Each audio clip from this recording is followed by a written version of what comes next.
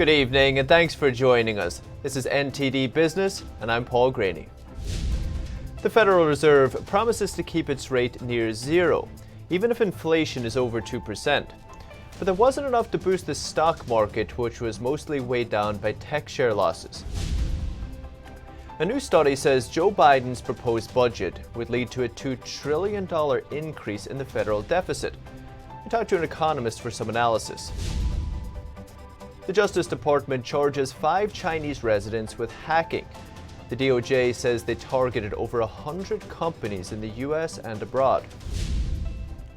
And we talked to the president of the US-Taiwan Business Council. He's pushing for a free trade agreement between the US and Taiwan. We ask him what challenges it faces going forward. As expected, the Federal Reserve will hold its benchmark interest rate near zero through 2023. It hopes it will boost economic growth and employment. The Fed rate influences borrowing costs for everyone, including banks, homebuyers, credit card users, and businesses. Lower rates usually mean more borrowing and spending, helping the economy, but there's always the danger of devaluing the currency or causing financial bubbles. The Fed also thinks this year's economic contraction won't be as bad as feared. It predicts the U.S. will shrink 3.7%, thought 6.5% before. The recovery has progressed more quickly than generally expected, and forecasts from FOMC participants for economic growth this year have been revised up since our June summary of economic projections. Even so, overall activity remains well below its level before the pandemic, and the path ahead remains highly uncertain. The Fed's moves come against the backdrop of an improving yet still weak economy. The Commerce Department says retail sales rose 0.6% in August. It's the 4th straight gain, but still the lowest since May. The S&P 500 ended slightly lower after a choppy session today. Losses in technology shares weighed down the index. Tech losses outweighed gains in financial, industrial, and energy companies. Package delivery giant FedEx surging, though, after a strong earnings report. The Dow rose nearly 37 points, or 0.13%. The S&P 500 lost 16 points, or 0.46%. And the Nasdaq dropped nearly 140 points, or 1.25%. And Hurricane Sally has moved inland, dumping heavy rains, shut down over a quarter of U.S. offshore oil and gas production in the Gulf of Mexico. The storm made landfall early this morning in Alabama as a powerful Category 2 hurricane. It swamped the region with up to 20 inches of rain. The disaster led to an almost 5% jump in U.S. crude and oil and gasoline futures. It also caused a drop in crude stockpiles and a larger than expected draw on motor vehicle inventories. And President Trump is telling Republicans to go after a much larger stimulus package. In a tweet, he said that higher spending on relief is fine since the money comes back to the U.S. anyway. A group of 50 bipartisan lawmakers tried to push a nearly $2 trillion aid package in the House yesterday, but Democrats rejected the proposal and themselves called for a bigger aid package. Republicans, though, say Democrats are trying to include things that have nothing to do with the pandemic, like climate change measures. White House Chief of Staff Mark Meadows says he's optimistic a deal can be reached soon. Some House Democrats also say they would forego recess to find a solution. Well, it seems everybody is turning a blind eye to the ballooning U.S. federal debt. A new study shows that Joe Biden's budget may lead to a $2 trillion increase in the federal deficit over the next 10 years. Biden's plan includes the highest levels of government spending in decades. Our reporter Kevin Hogan spoke with an economist about the impact Biden's budget would have on working Americans. According to a study published this week by the Penn Wharton budget model, Biden's budget would increase federal spending by over $5 trillion over the next decade, but only collect $3.4 trillion in new tax revenue. The study says that although it would put the U.S. into greater debt in the next 10 years, Biden's plan would decrease federal debt by 2050. The analysis shows that about half of the tax revenue will come from corporations. Progressives argue big shot investors will bear the brunt and thus the wealthy will lose money. Yet economist Thomas Hogan explains that investors can easily take their money elsewhere, which means the workers take the hit. hard to pass on that cost of higher taxes to consumers, it ends up falling largely on employees. It's harder for an employee to move to another company, and so the tax increase largely gets passed on to workers, and so you have this. The study expects Biden's budget would lead to an increase in the federal deficit by $2 trillion over the next 10 years. A deficit leads to an increase in federal debt, because when there's a shortfall, the government has to borrow money by selling government bonds. More debt inevitably means more taxes, and as Hogan explains, this leaves less money for companies to invest in their businesses and hire new workers. The government's going to be borrowing more, and that is less money that is flowing to private businesses that are going to be able to expand their businesses and hire new workers. So it's bad for people in terms of having fewer jobs and lower wages, and it's also bad for investors that are potentially going to earn lower rates of return on their investments. At the end of 2019, the federal debt was just over $20 trillion, about the same amount as the U.S.'s GDP. Biden's budget is expected to increase the national debt by about 10% by 2030. Hogan explains that if the U.S.'s debt becomes too big, investors may be afraid the debt can't be paid off, and so they may be less likely to invest in the U.S. and could move their money into other countries. So we have the advantage that foreigners are more willing to invest in the United States, but that won't last forever. As our debt continues to increase, it makes it more likely in the future that we might potentially have to default or face a situation where we might have to drastically cut spending very quickly rather than trying to keep it at a sustainable level over time.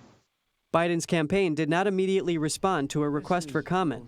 As a percentage of GDP, the U.S. debt has not been at the height it is now since the end of World War II. Kevin Hogan, NTD News, New York. A New York City Mayor Bill de Blasio will put himself and his entire office on furlough for a week. It's an effort to offset the city's massive budget shortfall. Mayor Bill de Blasio announced plans to furlough himself and 495 of his office employees. So I'm announcing that as of October 1st, every mayor's office employee will be taking a furlough, and that obviously includes myself. Between October and March, staff will be required to take a week-long unpaid furlough. According to the New York Times, de Blasio plans to work without pay during his own furlough. The move, which de Blasio says will save around $1 million, represents part of a 12% cut to the office's 2021 budget. De Blasio says the pandemic has caused the city to lose $9 billion in revenue and forced a $7 billion cut to the city's annual budget. The mayor has also warned that he might have to lay off 22,000 employees if the unions in the city fail to negotiate savings. Some question if this savings plan is enough and why a solution has not already been found. According to the New York Times, Andrew Ryan, the president of the Citizens Budget Commission, said the mayor should already have a plan in place, and management to labor should have already worked on a savings plan. Mayor de Blasio is also seeking greater borrowing power from state lawmakers in Albany, New York State's capital, who have resisted so far. The Trump administration says it's still reviewing TikTok's deal with Oracle. It says it wants to make sure the deal is in the best interests of the United States. But Marco Rubio and 5 other Republican senators want the administration to reject the proposal. They said that serious questions remain about Oracle's role, the technology it would provide to ByteDance, and the future of the application's algorithm. And how about in Europe? TikTok seems to be getting a free run there. It's even building a new data center in Ireland. NTD's Patrick Hayden reports. TikTok has reversed course on its offer to provide its algorithm to US regulators. Revida Network's Vice President Steve Conlon says TikTok decided 3 days ago it wouldn't give the US access. And this is very typical of Chinese companies, where they will say one thing to placate a certain audience and then roll back on it and pretend they never said it in the first place, which is Orwellian, to say the least. He says the United States and Australia have set the tone of the TikTok debate and that it's a national security concern. But TikTok has found a safe haven in Ireland where it's building its data centres. Conlon says this is strategic because Ireland has no national security strategy. TikTok have very cleverly moved their data protection and therefore where they will be governed into a country that has no national security culture. He says the EU hasn't modernized enough to see apps like TikTok as part of the critical infrastructure, and it simply doesn't have the power to put restrictions on TikTok over national security concerns. He also said because TikTok's algorithm pushes content at you, there's a serious potential for it to be manipulated by a foreign entity. To control what people see during elections, during issues where there is civil unrest, or where there's a potential for an economic or even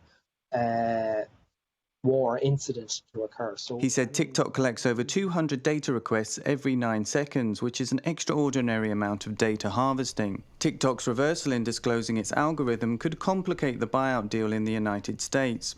Patrick Hayden, NTD News. And the Justice Department has charged 5 Chinese residents in an international hacking scheme. Prosecutors say they allegedly targeted more than 100 companies across a range of industries. NTD's Miguel Moreno has more on the charges. Charges were issued against 5 alleged Chinese hackers and 2 Malaysian businessmen accused of taking part in their criminal money-making project. According to the DOJ, the hackers went after a swath of businesses.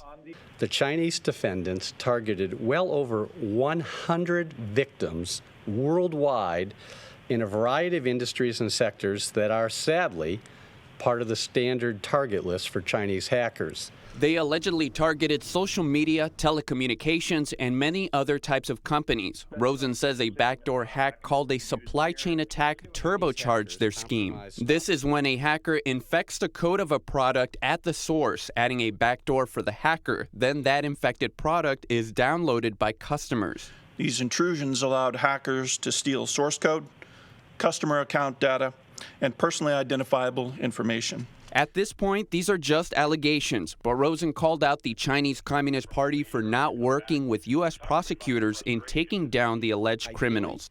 I would be thanking Chinese law enforcement authorities for their cooperation in the matter, and the 5 Chinese hackers would now be in custody awaiting trial. Unfortunately, the record of recent years tells us that the Chinese Communist Party has a demonstrated history of choosing a different path, that of making China safe for their own cyber criminals, as long as they help with its goals of stealing intellectual property and stifling freedom. According to the DOJ, the Chinese defendants also targeted foreign governments and pro-democracy politicians in Hong Kong. Last week, the White House National Security Advisor said the Chinese regime has the biggest program to interfere in the 2020 U.S. election. Miguel Moreno, NTD News. And direct evidence of China's monitoring and data collection of foreigners has emerged. A Chinese tech company with close ties to the communist regime is reportedly collecting data of nearly 2.5 million people around the world, including over 50,000 Americans. Heads of the state from the UK, Canada, Australia, and India, prominent politicians and their family members, military officers, the British royal family, and promising entrepreneurs whose startups are developing cutting-edge technology. These are among the 2.4 million people targeted by one Chinese company, which has been developing a massive profile database over the past 3 years. That's according to media reports about a leaked database developed by Zhenhua Data, a tech company from China's Guangdong province. Translated from Chinese, the company's name means China Revival. The database was initially obtained by independent American researcher Christopher Boeing last year. Several media outlets from India, Australia, the UK, and more revealed it. According to a new research paper co-authored by Boeing and cyber expert Robert Potter, the majority of the data was collected from publicly available sources. That includes social media and news articles.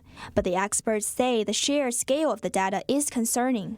The experts also point out the Chinese company's close ties with the communist regime. The company maintains extensive partnerships with China's defense and intelligence agencies. The company told Chinese state media that their operations are part of normal business behavior and accused Western media of misinterpretation. China Revival took down its official website after the report was published.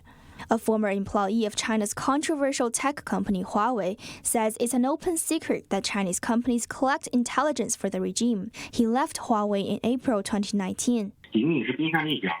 This is just the tip of the iceberg. Other than China Revival, there are companies in China's Fujian and Zhejiang provinces that also do it. Huawei and the semiconductor producer SMIC have all done it. They are backed by the CCP and the Chinese military. Jin said China could potentially use the data to influence elections in democratic countries. Manipulate elections, targeting certain demographics and sending them disinformation, or target public figures that the CCP doesn't like, then make up rumors to discredit those people. Media reports also reveal the company's interest in Australia's space and science sector. So far, it has tracked the movements of Australia's top secret space equipment. The company's CEO, a former IBM employee, has said on Chinese social media that data collected from social media can be used for hybrid and psychological warfare. Penny Zhou, NTD News. And the US-Taiwan Business Council is launching a new coalition to advocate for a bilateral trade agreement. An agreement would benefit the United States economically by removing tariffs on American products, but also benefit both parties politically.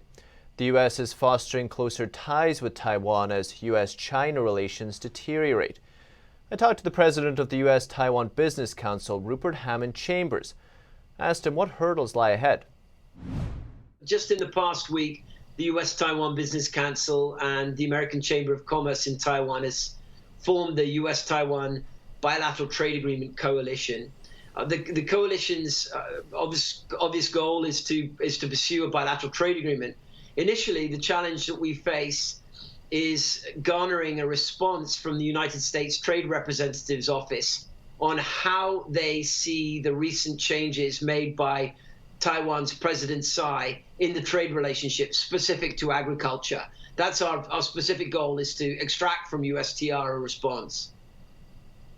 And the USTR, I think we've talked about this a little bit before. They're worried about rocking the China boat. Is that correct? That is correct. Yes, indeed. The Ambassador Lighthizer and his colleagues have negotiated the Phase 1 trade deal. It's been out there now for a wee while.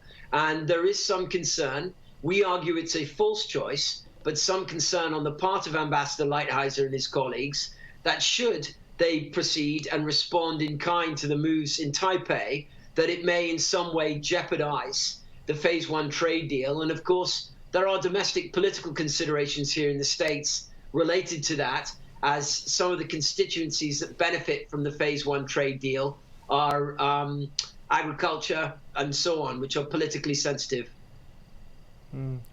And when you're advocating, will you be pursuing or will you be trying to convince people the political benefits of such a deal, or are you primarily focused on the economic benefits? Oh, thank you. That's a really good question. We actually don't differentiate. What we attempt to do is to build out a broad understanding of the relationship between Taiwan and the United States, both politically as well as commercially. So we want the community to understand the economic ramifications, but we also want people to understand the political ramifications of a stronger relationship. One area I might point out particularly is the semiconductor industry, where we have a strategic relationship with Taiwan, but where also U.S. policy is looking to pressure China through the prism of access to semiconductor chips, many of which are manufactured on the island. So there are always concerns about a switch in policy when we're right in the midst of an important effort and push on Taiwan policy. For sure, that's a consideration. However, for the big things that have happened in Taiwan policy, really, they typically aren't measured in weeks and months. They're typically measured in years. So while we see an opportunity in the short term at the moment, given the bipartisan nature of Taiwan policy, we believe launching this effort and pressing for a BTA at this juncture will carry into either administration, irrespective of who wins. I'm glad to hear. Rupert, pleasure as always. Thanks so much. Of course, it's my pleasure. Take care. And up next, a House panel criticizes Boeing and the Federal Aviation Authority. It says their failures caused 2 deadly crashes that killed hundreds. And lawmakers send a letter to the Justice Department. They're demanding an investigation into a controversial new film on Netflix. That and more after the break.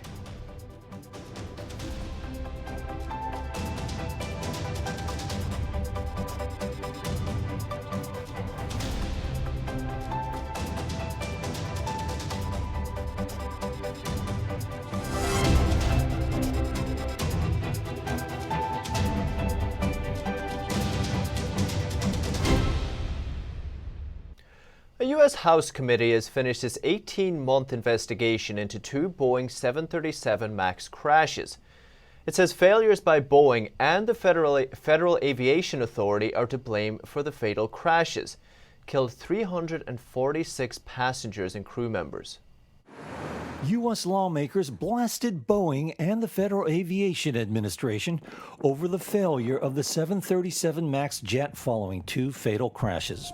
A U.S. House Transportation Committee report said the crashes were not the result of a single factor, but rather what it called the horrific culmination of a series of faulty technical assumptions by Boeing's engineers, a lack of transparency on the part of Boeing's management, and grossly insufficient oversight by the FAA. Specifically, it said Boeing made faulty design and performance assumptions regarding its key safety system called MCAS. That system was linked to both the Lion Air jet that crashed in Indonesia in 2018 and the Ethiopian Airlines crash in 2019. The report said Boeing even concealed the very existence of MCAS from 737 MAX pilots. It also said the aerospace giant had withheld crucial information from the FAA and its customers in addition to its pilots. Boeing said it, in its words, learned many hard lessons from the accidents and from its mistakes. It said it had fully cooperated with the House panel and that revised design work on the 737 MAX had received intensive review. And a growing number of lawmakers are calling on the Department of Justice to investigate Netflix. It's over the release of a controversial new film. Representative Ken Buck and Representative Andy Biggs expressed concern over the film Cuties in a letter to the Department of Justice. The streaming service released the movie on September 9th. The film is titled Mignonne in its original French and centers around an 11-year-old Senegalese immigrant named Amy. She lives in Paris and joins a group of dancers called the Cuties at school. According to a description of the film on the Sundance website, Amy and her friends start to practice a risque dance routine that they hope will help them win a local dance competition and ultimately become famous. Buck and Biggs claim the film features young girls in an inappropriate and sexualized manner. They also argue the young actresses may have been exploited in the production process, and that the film normalizes sexual abuse of children and pedophilia. Netflix has defended Cuties and said that people should watch it before opposing it. Director Maimouna Doucouré also defended her film this week, saying it's a social commentary on the treatment of young girls. And London judges have ruled that insurance companies were wrong to reject tens of thousands of business claims during the pandemic. It says business interruption insurance policies should cover the lockdowns. Britain's High Court has ruled that insurers should pay some small businesses in the UK that were forced to close during mandatory lockdowns. The Financial Conduct Authority, or FCA, said the test case decided that most but not all of the disease clauses and some denial of access clauses should provide cover to affected businesses. The lawsuit has been closely watched because it's estimated to affect 370,000 businesses and billions of insurance claims. Small businesses in the UK have said they faced ruin after attempts to claim compensation for business losses during the pandemic, and insurance companies have been overwhelmed by claims under business interruption policies. They argued the policies weren't meant for government-imposed lockdowns. Because of the unprecedented situation, the FCA brought a test case to the court to clarify the issue. Some insurers said the ruling meant they wouldn't have to pay out or would pay out much less than in a worst-case scenario. Britain's Federation of Small Businesses called the judgment a partial victory. The regulator estimates the case could affect over 60 insurers and 700 different types of policies. The insurance companies can appeal the court's decision. And still to come. Space agencies in Europe and the US are teaming up to deflect asteroids heading for Earth. They're building spacecraft designed to nudge asteroids off course. And Nissan unveils the Z Proto. It'll be the first new version of its Nissan Z sports car in more than a decade. More on that after the break.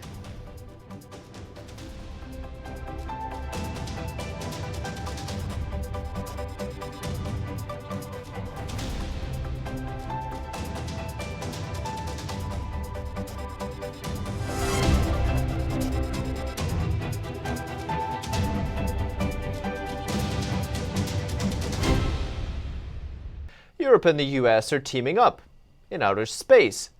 They're searching for ways to protect the Earth from asteroids. The European Space Agency, or ESA, has signed up to produce a new spacecraft. The contract is worth over $150 million. It's part of a joint project with NASA to explore how to deflect asteroids heading for Earth. ESA's director emphasized the project's significance. NASA plans to launch a spacecraft next June to see if they can redirect objects heading for Earth. It will aim to hit a small asteroid called Dimorphos. ESA plans to launch its spacecraft in 2024 to map the impact. They'll look at the resulting crater and measure the asteroid's mass. Dimorphos has a 170-yard diameter. That's about the width of the Great Pyramid of Giza in Egypt. It's big enough to destroy an entire city if it were to hit Earth. If NASA's mission succeeds, it will be the first celestial body deliberately shifted by a human craft. And Nissan unveiled a new look for its Z sports car for the first time in more than a decade. Dubbed the Z Proto, the company is calling the design a development study vehicle, which means it's near production prototype. It harkens back to the history of the model with a hood and headlights reminiscent of the original 240Z sold under the Datsun brand. The taillights on the Z Proto jump forward 2 decades to resemble those of the 300ZX, which was popular in the 90s. Nissan hasn't confirmed the car will come to market or how much if it does. And that's the latest business updates for today. Thanks for watching. We'll see you tomorrow.